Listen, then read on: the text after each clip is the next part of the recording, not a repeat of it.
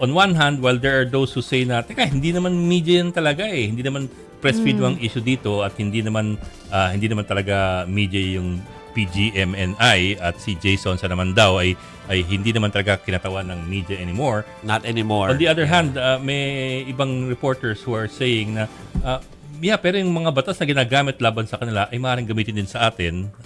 So in a way, it's also a kind It's parang dangerous daw. it's a kind of lawfare in a way.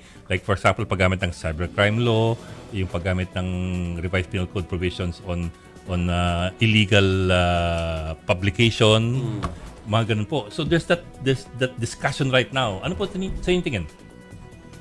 Unang-una, lahat ng batas pwedeng gamitin kahit kanino. Totoo rin. Yeah. Walang pinipili yun. Pangalawa, kung ang sinasabing na violate the freedom of the press, applicable yung discussion na ito bang si Mabanta ay miyembro ng press corps. No? Pangalawa yon. Pero kung hindi man, ang sinasabi naman nila ay na-violate freedom of speech. Kasi yung press, freedom of thought, freedom of speech, sama-sama yun eh. No?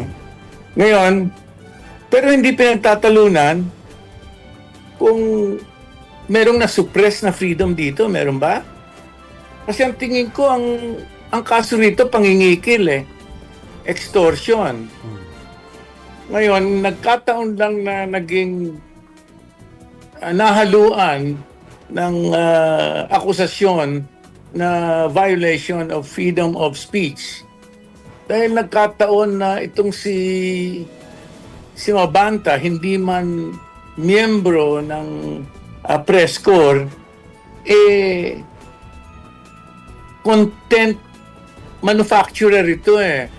Ibig sabihin, kasama ito ng mga media practitioners. Yung general media practitioners. Content creator. Pero hindi ko maintindihan yung suppression. Paano na-suppress? Ang pagkakaalam ko, matagal nang ayos yung storyang yan. Bakit ba hindi pa nilalabas? Ang isang punto ng press freedom, pagka ikaw ay may balitang na-establish mo na to be truthful and to be in the urgent public interest, dapat labas mo. Di ba? Bakit ito nag-antay at inabot pa, nadamputin siya dahil sa pangingikil? So, kung ako tatanungin ninyo, mas credible yung kaso ng NBI kaysa rin sa sinasabi nilang kaso na suppression ng freedom of speech.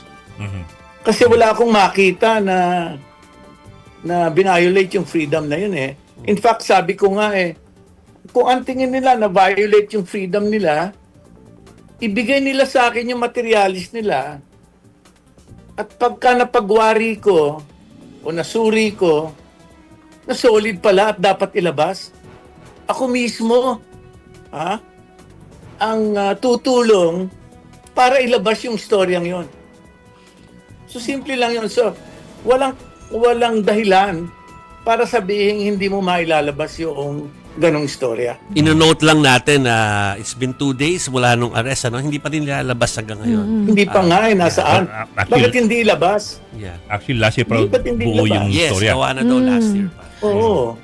Buo na pala yung istorya. But sir, if I may sir, pasingit lang ako. Kasi there are those who say kasi na it's not just a case of Mabanta and PGMNI, but kasama rin sa issue yung, for example, yung case ni Jason sa which is illegal publication yata of I forget what cases. Hindi siya libel eh.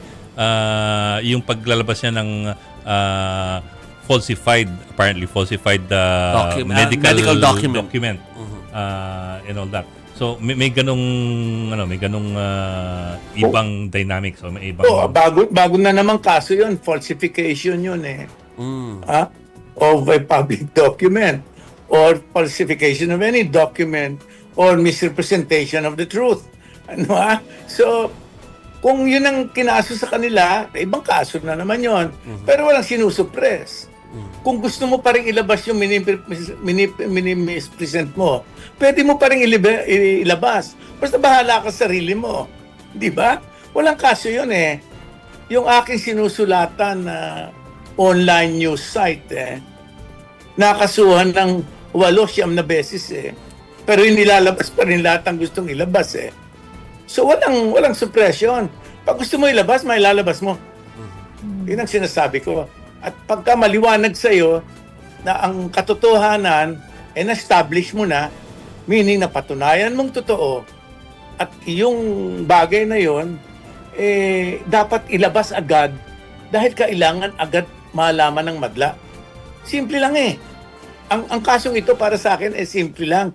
Ginugulo lang nung mga siguro may sariling agenda o hindi nakakaintindi. Sa akin ganun lang.